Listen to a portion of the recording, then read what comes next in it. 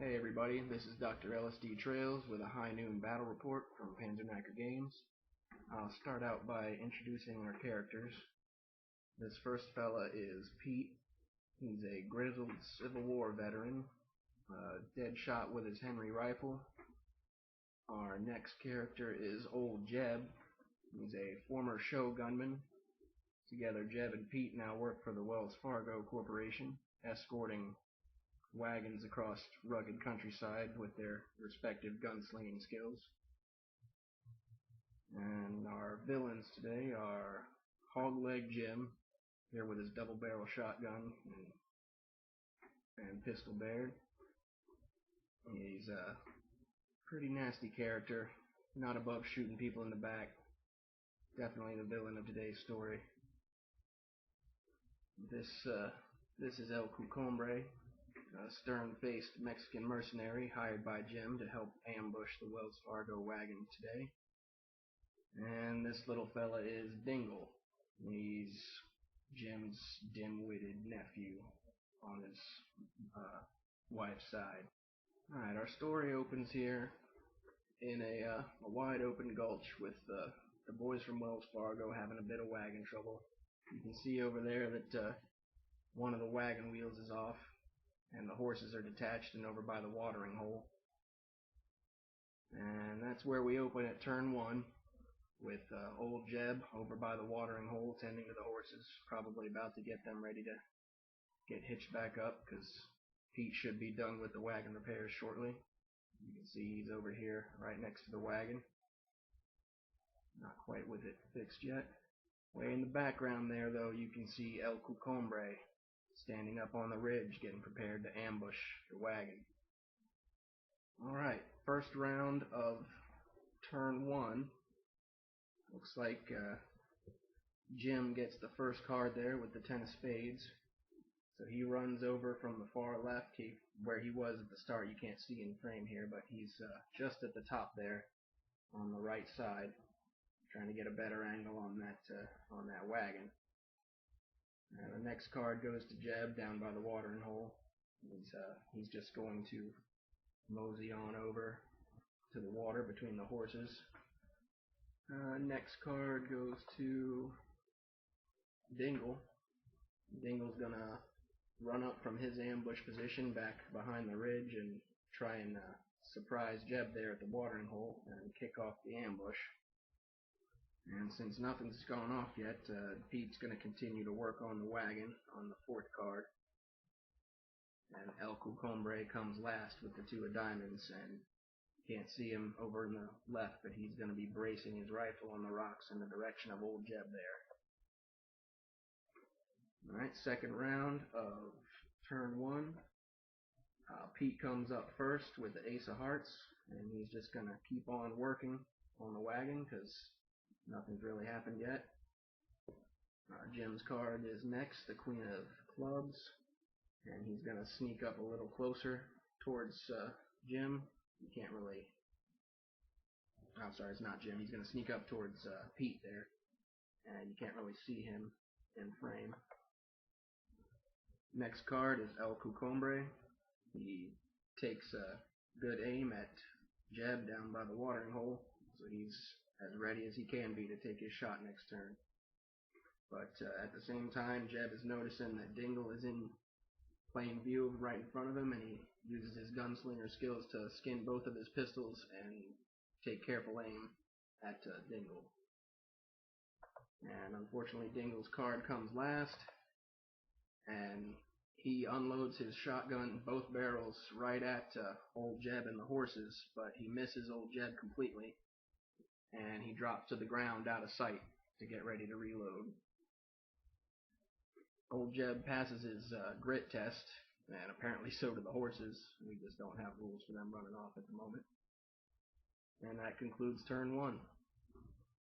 Alright, at the top of turn 2, Dingle gets the first card, king of clubs, and he's going to stay out of sight and reload his double barrel shotgun. Jeb comes up second with the queen of hearts, and he's going to take cover and back behind one of the horses from Dingle, not really knowing at this point that El Cucumbre is pointing a Henry rifle right at him. And El Cucombre's card is actually also a red queen, so they technically go simultaneously. And El Cucombre takes his braced aim shot and wounds Old Jeb. But Old Jeb's a pretty stout fellow, and he stays on his feet. Pete hears the commotion and skins his Henry rifle. And on the last card of the first round of turn 2, Hogleg Jim runs out into the open towards the wagon, because this attack's pretty much kicked off, and he's not in a very good position with his pistol or shotgun to take care of Pete. Alright, first card of round 2, turn 2. El Cucombre takes a second shot at Jeb, but misses. And Jim, who actually had his pistol out at the start of the game, has to use his turn to switch it out for the shotgun. At this point, Jeb goes yellow and runs to the ridge from the extra shot that El Cucombre fired across his brow. And then Dingle's card comes up right after that, and he stands back up to try and reacquire Old Jeb, and he does, but he can't fire at him right now because he wasn't looking at him at the start of the turn, unfortunately. And on the last card of the second round of turn 2, Old Pete, being a seasoned war veteran, drops and takes cover behind the wagon wheel and takes a expert shot at Old Jim up there and wounds him. And Jim immediately drops to the ground, failing his grit test. And that concludes turn 2. Alright, turn 3 opens up, and Jim gets some good luck, unfortunately, right after he gets heavily wounded. He gets double aces, which affords him the opportunity to not only go first, but use both of his actions immediately. So he uses the first action to aim at Pete behind the wagon there, and he uses his second action to unload both barrels of the shotgun at Pete to no effect. Pete still has to take a grit test, which he passes. And then it looks like El Cucombre draws the only other ace left in the deck. That was lucky too. And he uses it to switch his aim from Old Jeb to Pete under the wagon. At this point, Old Jeb runs over, not being yellow anymore, having recovered, to a point-blank distance from Dingle, unloads about 4 shots, hitting him with a critical hit on the 4th shot. Turns out to be a gut shot, fast bleeder. So it looks like Dingle's got about 3 turns to live before he bleeds out. And with the last card of the first round of turn 3, Pete wounds Jim again, putting him up to 4 out of 5 health points. So Jim is very close to death at this point and needs to consider getting out of the line of fire. So that's it for the first round of turn 3. Second round of turn 3, Jim's already used both his actions. So the first one up is El Cucombre, who is now aimed at Pete, takes his shot and wounds him. He doesn't fail the grit test and would have just fallen to the ground anyway, but he's already on the ground. So he takes 2 health points, and then we go to the next card. Pete comes up next and kind of crawls away out of line of sight to the other side of the wagon wheel, still in cover from Jim, but out of line of sight of El Cucombre, which is probably the best thing he could have possibly done. Yeah, and there's still shooting going on everywhere. Old Jeb's not sure if he wants to cross the gap from the ridge over to the wagon. He'll probably end up stuck in the open, so he takes cover behind the horses, getting ready to make a dash. And that concludes turn 3. Turn 4 opens up. Jim gets the first card. Jim and El Cucombre look like they go simultaneously. Jim gets up and runs back behind the ridge out of line of sight of Pete there.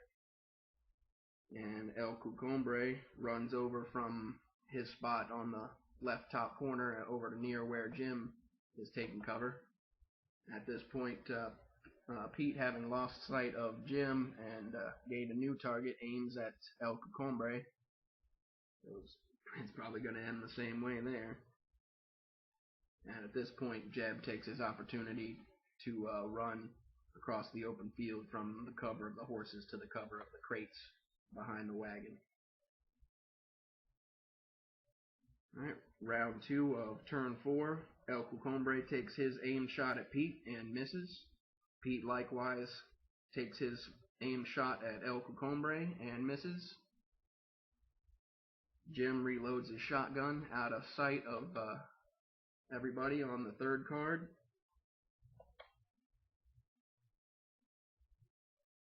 And Jeb moves from behind the boxes to the wagons on the last card of turn 4. Turn 5, Jim gets up and sneaks up back over to the ridge to try and reacquire one of the 2 Wagoneers, which is probably the least smart thing that Jim did the entire game. Pete comes up next, takes his shot, not aimed this time, at El Cucumbre and hits him square. Doesn't cause a critical hit, but causes 2 wounds and makes him fall to the ground. He doesn't go yellow, but he did have to fall to the ground. At this point on the third card, Jeb reloads his pistols. And on the last card, El Cucumbre begins to crawl away on the ground. In the second round of turn 5, Pete comes up first, fires again at Jim, causing Jim to go yellow. So Jim had no choice but to run away, and he was probably going to do that anyway because both he and El Cucumbre got deuces, both black deuces, so they had the worst initiative, and they're all wounded and shot up, and I believe just at that point or next turn, Dingle was going to bleed to death, and El Cucumbre uses his card to run off. So victory goes to the Wagoneers. Wells Fargo's cargo is safe.